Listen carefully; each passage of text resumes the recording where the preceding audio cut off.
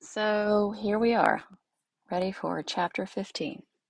My textbook has all kinds of different colors on it. I have notes everywhere, and let's hit it.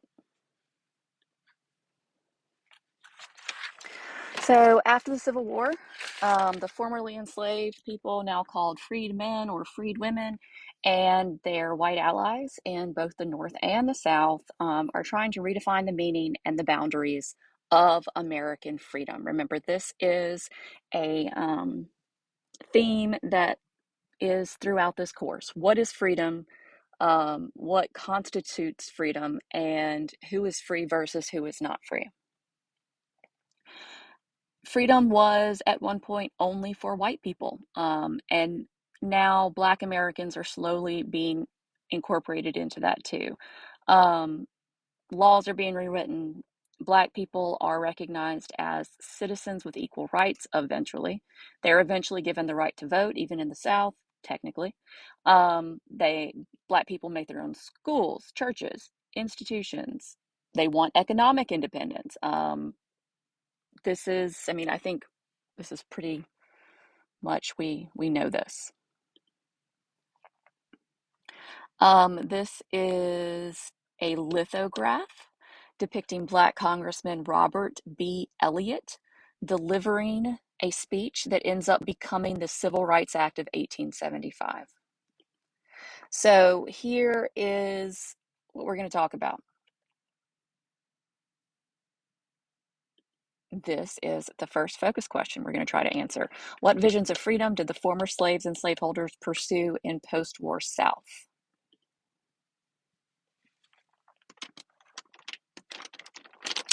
One thing I do want to point out before we actually get into the meat of the text, in this little introduction here that I tend to skip, there are some great points that I just wanted to point out. The first one, James D. Lynch.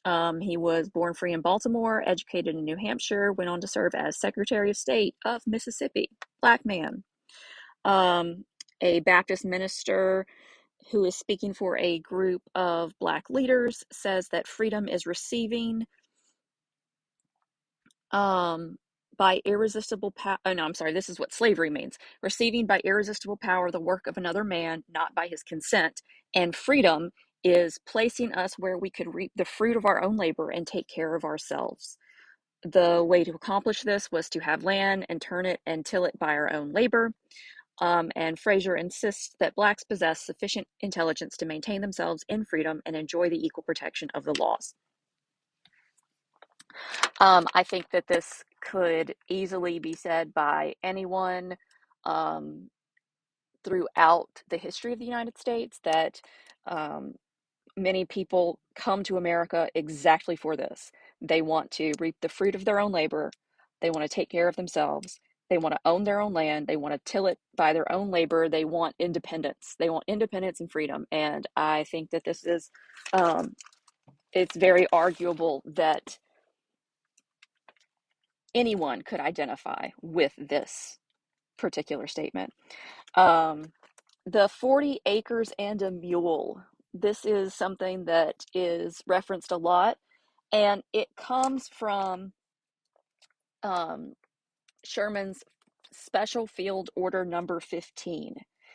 This sets aside land in the Sea Islands that had been abandoned by its Confederate owners, and it really goes from, like, I want to say South Carolina all the way down a little bit into Florida, like very northern Florida.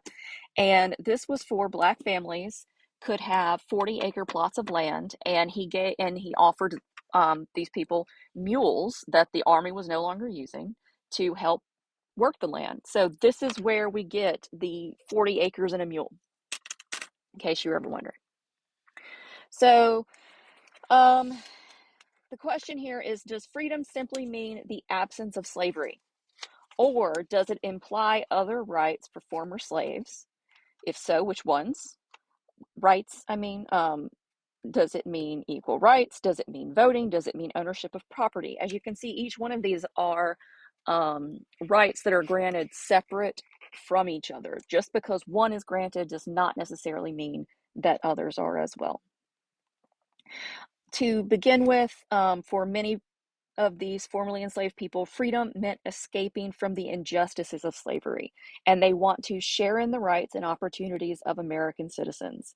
Um, Many of these people really relished the opportunity to show their liberation, and I mean, from the big all the way down to the little.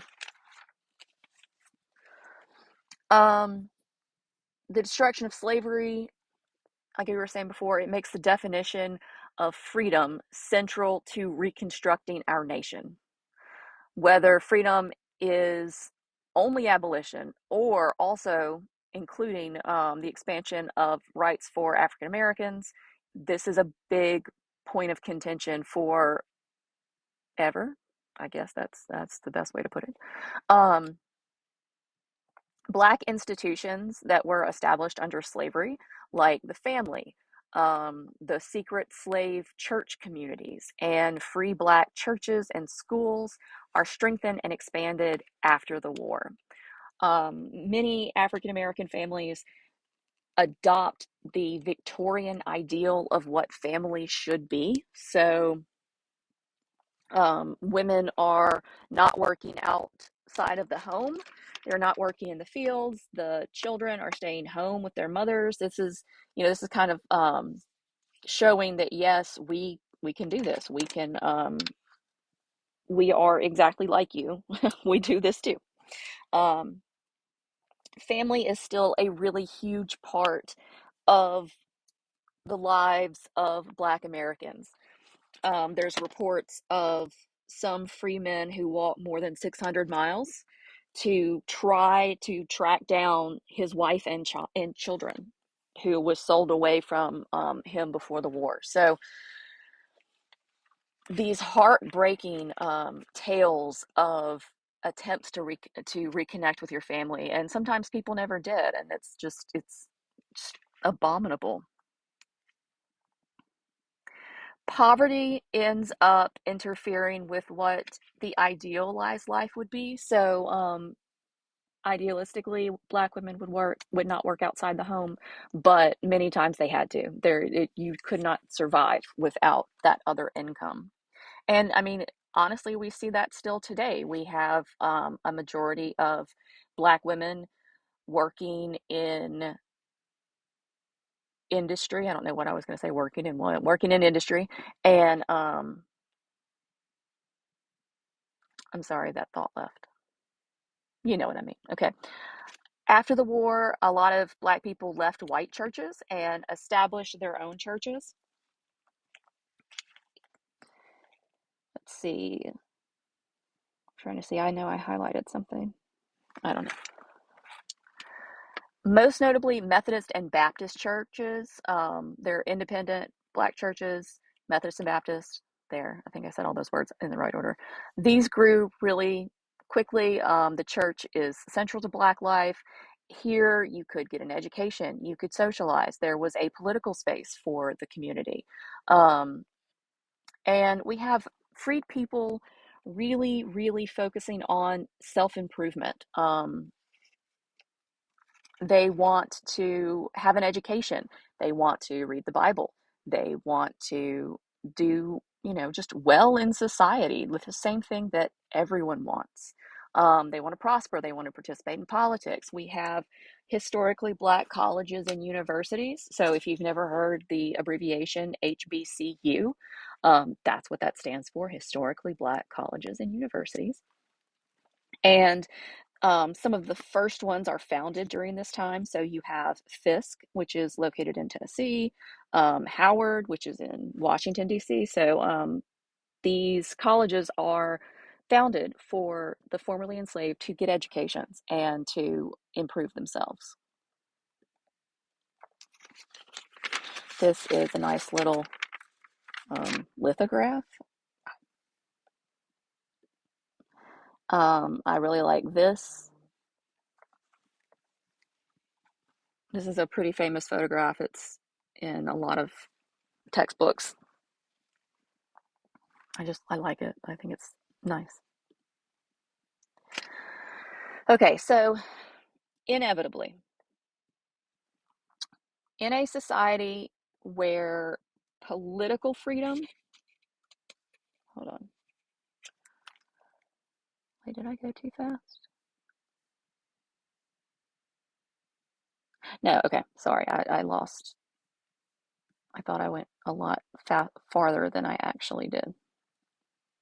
Okay, so in a society where political participation is attached to freedom, I mean, without widespread legalization of, equal protection of the laws, you're not going to have Black people respected and given the rights that they deserve.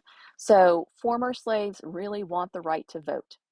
Once our war ends, and even in some parts, some earlier parts of the South, like earlier, some other parts, free Blacks and the formerly enslaved put themselves out into the public sphere. They go to meetings, they petition, they are demanding the right to vote and organize their own political groups. They want their own candidates.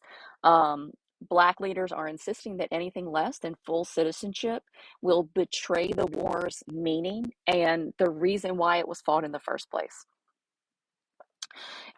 Interesting little tidbit, Black people actually celebrated the 4th of July more in the South than white people did, because of course they did. White people be crazy. No. Land ownership is at the core of the formerly enslaved feeling of freedom. Like we found, like I saw in the, like I pointed out in the introduction, owning land is something that most Americans who came to this country wanted and strived for.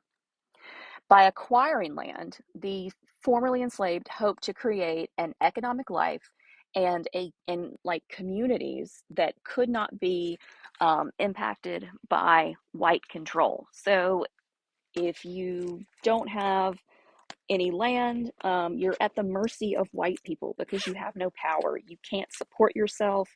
Um, what's the point of any of this? But if you are in possession of your own land, you have much more autonomy and power than you do without.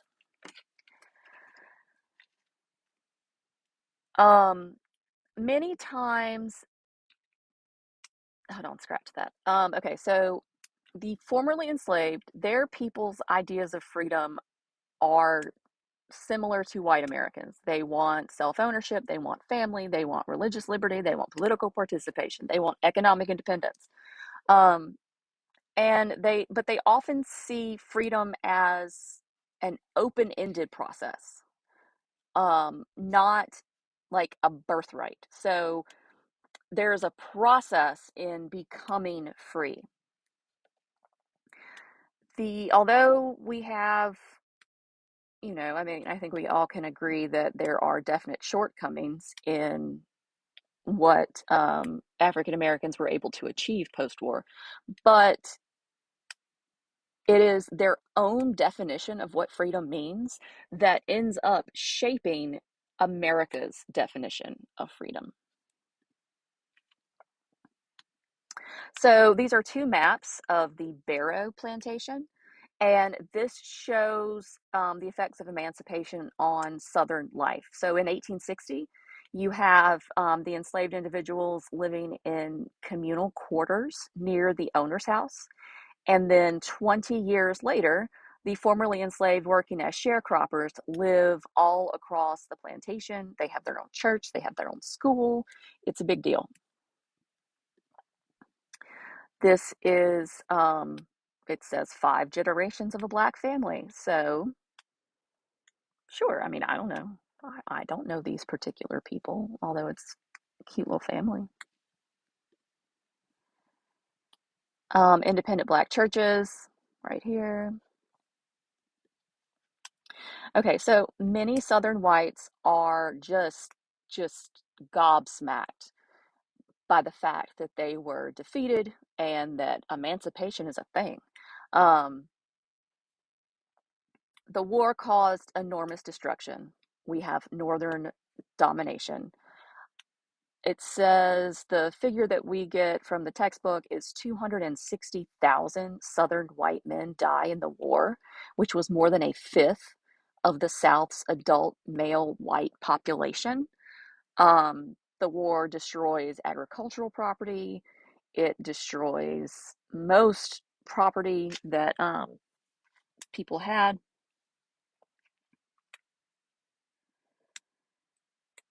In 1870, the value of property in the South, not counting, what the enslaved people had represented, was 30% lower than before the war. So our land value is lower.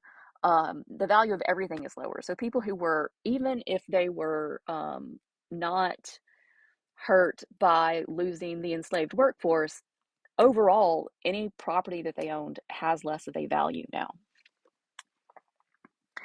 Plantation owning families are facing enormous changes. They lose their slaves, they lose their life savings because they invested it in Confederate government bonds. And once that Confederate government is no more, who's going to pay your bond back? Nobody. So you're stuck with having turned your life savings into Confederate money. Some of them have to, oh no, work for the first time in their lives. But I mean, I sound really mean, and I guess I kind of am. So there we are.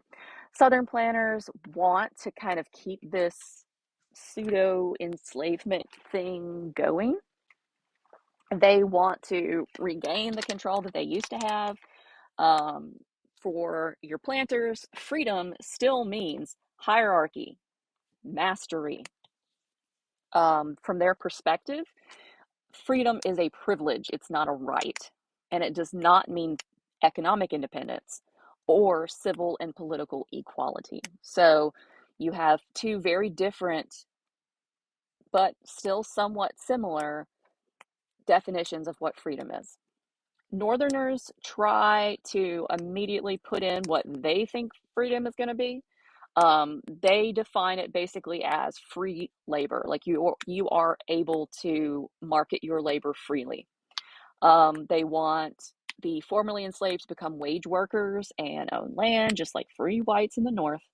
And they want the Northern investors to inject capital and even send some migrants from the North down South to rebuild the economy. They want the South to reflect the society of the North. So we've got all of these different definitions of what freedom should be, what life should be, and so of course we're going to have conflict. Planners want the labor system as close to slavery as possible. The formerly enslaved want economic autonomy. They want access to their own land. And so it is whose job to figure out what this is going to do? The Freedmen's Bureau. Woo! This is a painting from 1876. It depicts a meeting between a former mistress and her former slaves. They are, if you notice, they are intentionally on the same like level playing field, but there's definitely a divide between the old mistress and her formerly enslaved people.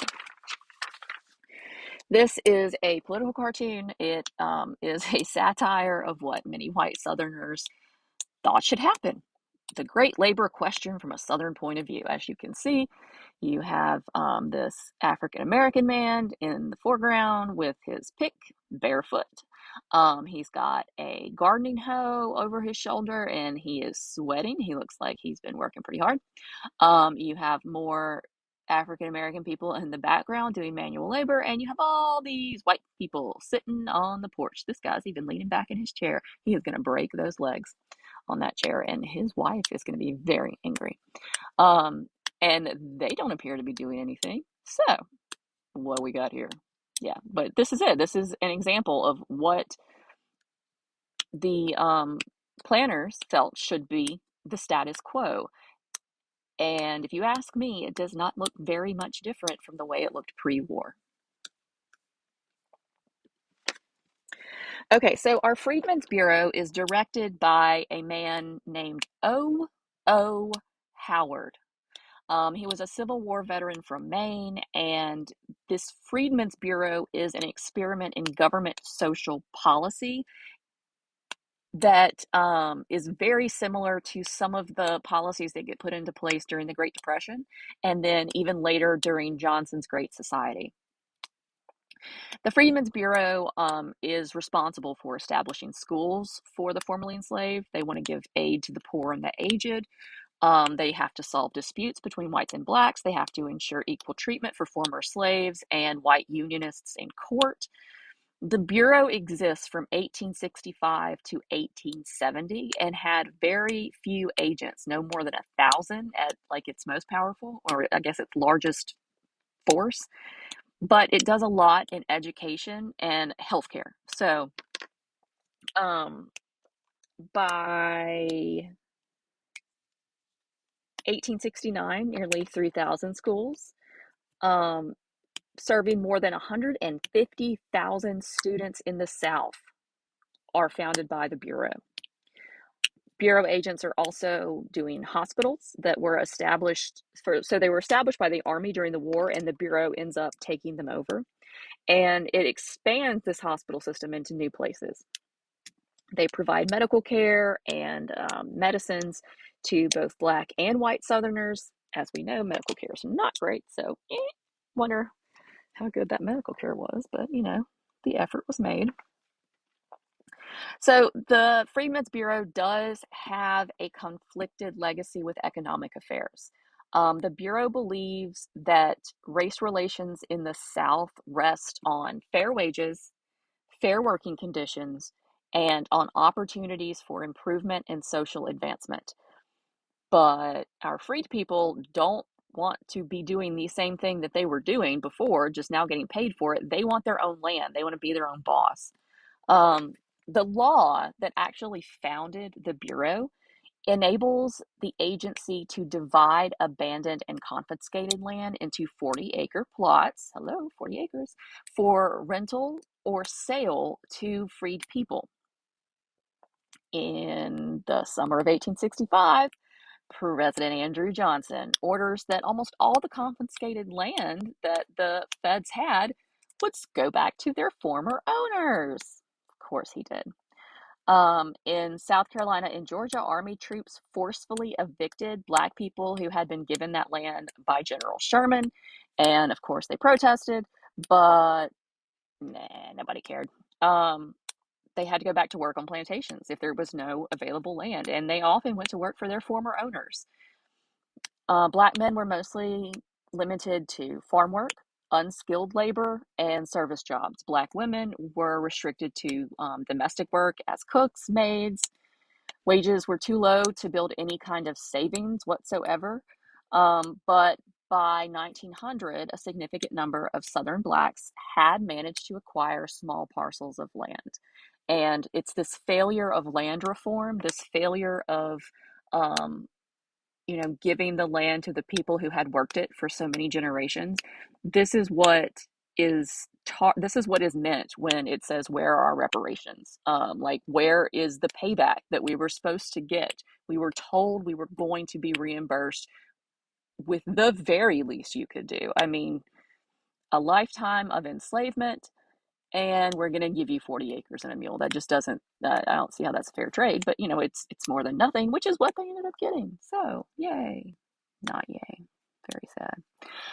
In 1880, sharecropping becomes the dominant form of agriculture in large parts of the South. And this involves both Black and white farmers.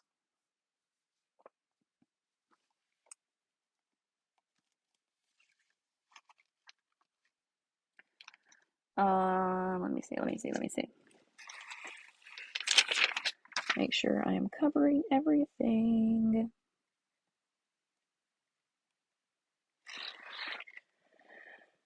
Okay, so here is Freedmen's Bureau. It's an engraving from Harper's Weekly. Cotton pickers, same painter who painted the one with the mistress and her former slaves. Black women are portrayed as dignified. I think they look very dignified. Um, and the this caption here says they have ambiguous expressions, possibly conveying their disappointment with the post-war order. Yeah, possibly. I would want to be stuck out in that field picking cotton after I had been doing that my whole life like that. No, thank you. And this is a woman and her, like she's a nanny. There we go. I couldn't think of the word. She's a nanny, and this is the baby she takes care of from around 1865. And her dress is on point. Look at that seaming and those stripes. Good for you, madam.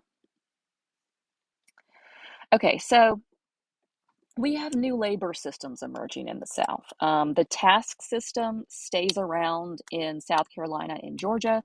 It's just and in Louisiana, we have supervised wage labor. So, same thing. Sharecropping becomes the norm in the Cotton Belt and in areas of Virginia and North Carolina. Sharecropping first starts as kind of a compromise between what Black people wanted and the planters insisting that Black people couldn't handle their own business.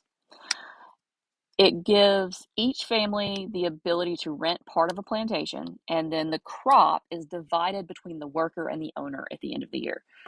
This sharecropping gives our planters a stable workforce, and many of the formerly enslaved people preferred it to this type of like gang labor because they don't have someone hovering over them all the time. That would drive me insane.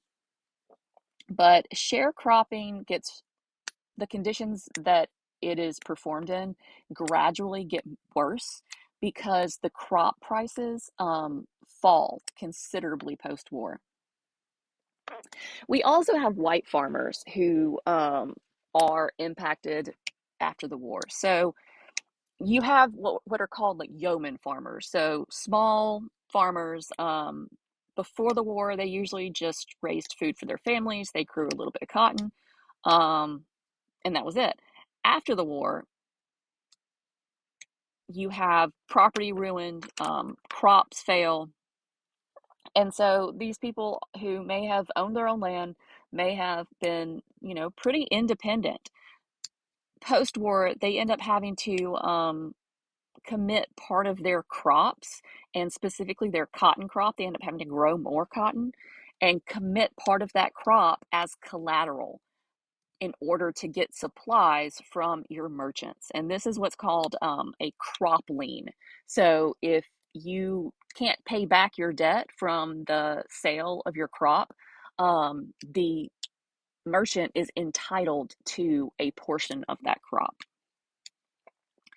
So both Black and white farmers end up sharecropping and stuck within the crop lien system.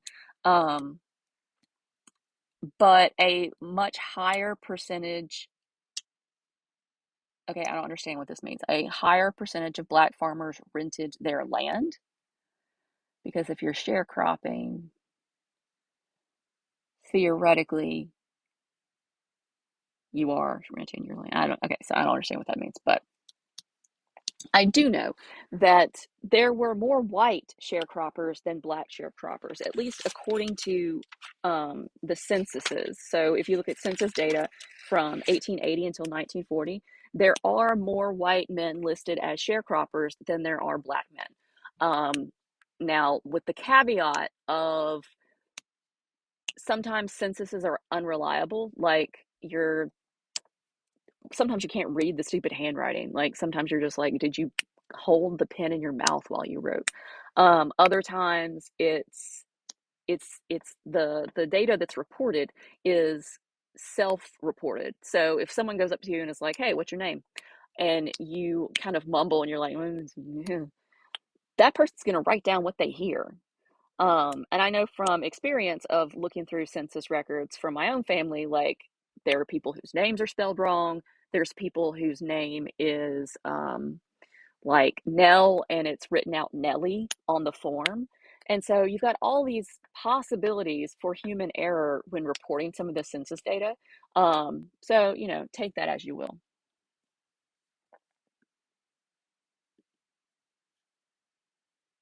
This is the Cotton Depot at Guthrie, Texas. All right, so even though our rural South economy is suffering, our southern cities are actually growing during the post-war period. We have new railroad lines. This gets our merchants able to connect with the North. We have a new urban middle class with merchants, railroad people, bankers, and all of these people are benefiting from this expanded cotton production. Reconstruction transforms the lives of everyone in the South for good or for bad. For good or for bad, for worse, I don't know. The antebellum world of slave, master, independent yeoman farmer is replaced with new social classes. We have landowning employers, we have black and white sharecroppers, we have white cotton farmers, we have black wage workers, and we have urban businessmen. So diversification is the name of the game here. Debates over land and labor and political power define Reconstruction in America, and this is very similar to the experience of other societies once they ban slavery, once there is emancipation. So usually, and I'm going to say usually just because I'm sure there's always like the one exception, but your textbook says in each. So in all of these cases, planters try to make your former slaves go back to plantation work to do exactly what they were doing before, and they consider free black workers as lazy and devoid of ambition. Our formerly enslaved people want independence. They want to own their own land. They want to not do things that they were doing under slavery. And they certainly don't want to be involved in something where they don't have control over the situation, and they certainly don't want to be controlled by white people. The planters in the South, well, I guess everywhere, they try to replace the black workforce with foreign sources of labor. So in the British Caribbean, they bring in Indians from different they bring in Indians from India, which is part of the British Empire. There we go. Americans try to bring in the Chinese, but Congress is not too happy about bringing in the Chinese, so that kind of goes to the wayside. But the one thing that makes the United States unique as a post-slavery society is that it eventually gives freedmen the right to vote, and nowhere else does that. See, Chinese labor in Louisiana.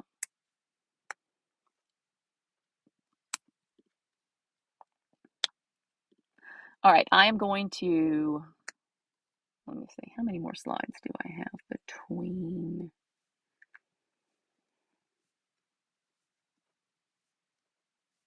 That's a lot of slides. All right, I'm going to stop this particular recording here so it's a little bit easier to digest.